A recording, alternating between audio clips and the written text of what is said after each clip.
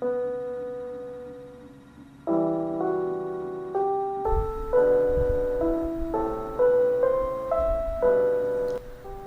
week is Parshas Matos Masey. It's a double parsha, and included in the end of Matos is the story of Bnei Reuven Ubnei Gad, in which they ask that the lands that were conquered from Og and Sihon, the Amorite kings, should be given to them as a permanent heritage, and that they should not be given lands to the west of the Jordan River in what is the Holy Land. The lands they are asking for are just to the east of the Jordan River, which would be the boundary of the land of Israel. And they say that we have a lot of mikna, cattle, livestock, and this is good cattle land. That's why we want to be here.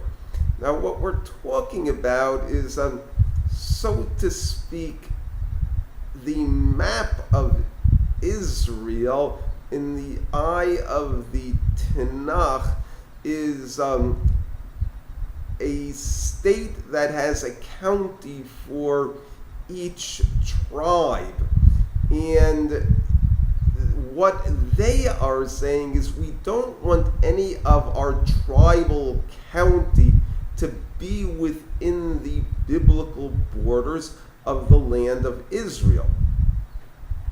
When Moshe hears that suggestion, he gets extremely upset and somewhat angry. He compares them to the spies who held back the hearts of the Bnei Israel from conquering the land of Israel. And the first question he asks is, your brothers will go to war and you're just going to sit here. And for that, the Bnei Reuven and the Bnei Gad have a reasonable answer to that question.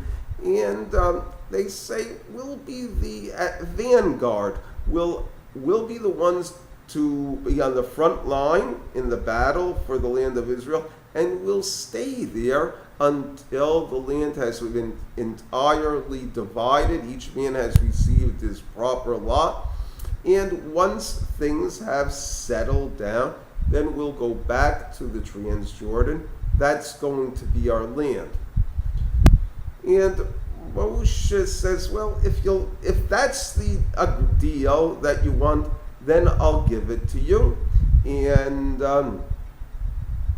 he not only gives it to them, but he also gives it to half of the tribe of Menashe. They're a little bit different in that some of their land is going to be within the borders given in the Tanakh of Eretz Israel, in Eretz HaKodesh, and part of it will be outside. It would seem that the essential difficulty with the Bnei Reuven and the Bnei Gad is that they don't want any land, within their domain that's considered sacred territory, or ought to be profane, or outside. And it seems part of the problem is that an inordinate desire for money, livestock, going to be a cattle rancher, that type of thing. When Moshe originally hears their suggestion, he doesn't say that how can you turn down Eretz Israel? It's the prize of all the lands in the world. It's the land that has rich natural resources. It's flowing with milk and honey. It's the land that the eyes of God are on it for every day of the year, for the entire year. He doesn't say that. That would be a winning argument.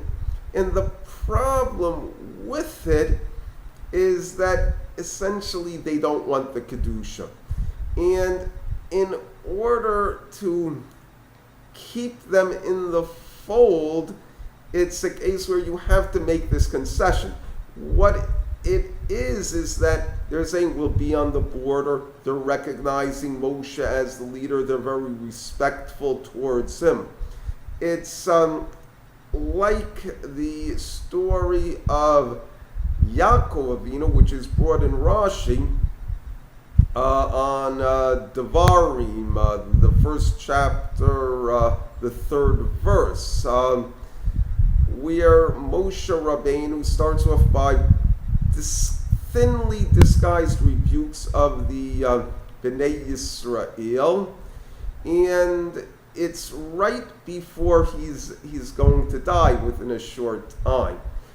These are almost his last words, and it says that he held back on these rebukes because he did not want to drive the Bnei Yisrael away from him. And Rashi says it was like Yaakov, who did not rebuke Ruvain because of he laid with Bilhah, in the words of the Chumash, because he was afraid that if he did so, that he would join Esav. He'd leave the family and join Esav.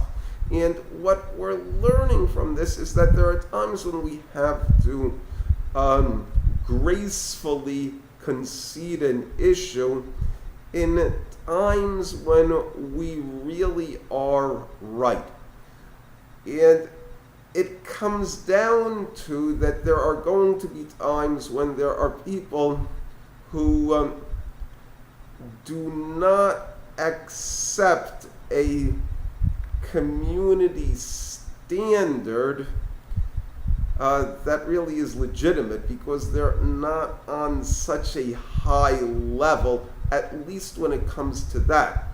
And it's a situation where if the standard is not critical, it's better to concede the issue in order to preserve the relationship,